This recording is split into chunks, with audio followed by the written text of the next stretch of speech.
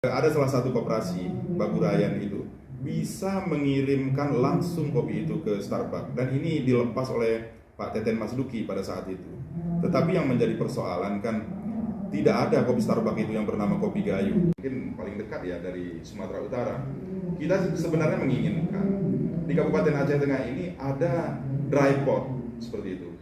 Pelabuhan atau terminal yang satu kawasan. Di sana sudah lengkap semua, baik itu karantina pertanian, bea cukai, dan lain-lain. Sehingga kopi Gayo itu dimasukkan ke dalam kontainer, sudah langsung diekspor tanpa perlu dibongkar-bongkar lagi. Sehingga asal dari daerahnya itu tetap bahwa itu adalah kopi Gayo. Berapa kerugian dari petani dan masyarakat Kabupaten Aceh Tengah ini?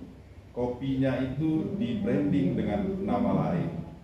Itu yang kita berharap nanti ada dry port itu ataupun ada kebijakan-kebijakan lain sehingga tata niaga kopi di Kabupaten Aceh Tengah ini menjadi lebih baik dan bermanfaat bagi perkembangan perekonomian masyarakat.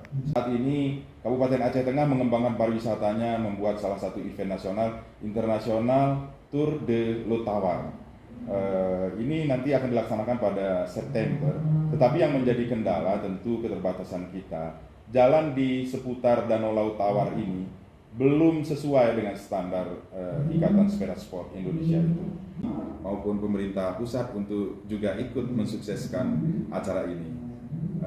Dan kemudian tentu dengan pada saat pandemi justru berdiri 3 hotel berbintang di Kabupaten Aceh Tengah ini. Dan saat ini tingkat huniannya cukup baik.